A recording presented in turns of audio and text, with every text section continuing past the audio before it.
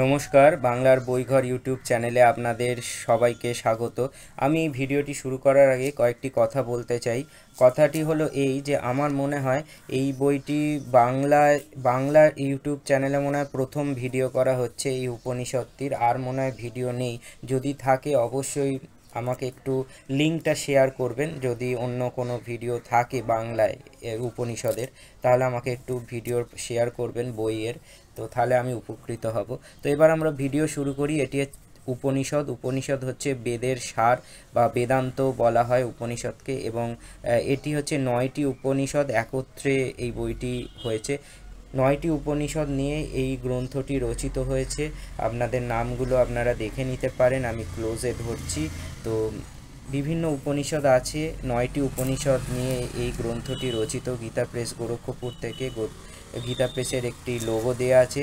খুব সুন্দর একটি গ্রন্থ, তবে খুব বেশি মোটা নয় উপনিষদ, এবং বইটির কোড সংখ্যা হচ্ছে 1603।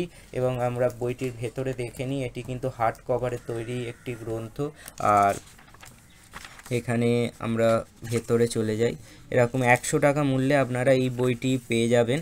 আর এখানে দেখুন পরপর সূচিপত্রে উপনিষদগুলোর নাম দিয়ে দিয়ে এবং কত পাতা অবধি আছে তা সমগ্র দেয়া আছে। খুবই আপনাদের পড়তে সুবিধা হবে এবং সম্পূর্ণ সহজ সরল ভাষায় ব্যাখ্যা করে বইটি করা হয়েছে। সব দিক দিয়ে অসাধারণ একটি গ্রন্থ, আপনারা অবশ্যই পড়ে দেখতে পারেন। অনেক বিষয় আপনাদের অবগত হবে, অনেক জ্ঞান বর্ধন হবে। তো এই ধরনের বই পড়লে আপনাদের নলেজ অবশ্যই অনেক গুণে বৃদ্ধি পাবে।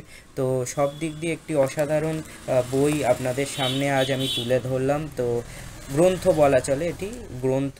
তো উপনিষদ গ্রন্থ আপনাদের সামনে আমি তুলে ধরলাম। আশা করি ভিডিওটি ভালো লেগেছে। আর কত পেজের এটি আমি তাও আপনাদের বলে রাখছি। তো এটি হচ্ছে 476 পাতা এই গ্রন্থের। তো সবাই, আশা করি ভিডিওটি ভালো লাগলো। আর আমি চেষ্টা করব আরও ভালো ভালো বই নিয়ে আপনাদের সামনে উপস্থিত হওয়ার। তো উপনিষদ গ্রন্থটি আজ আমি আপনাদের সামনে দেখালাম।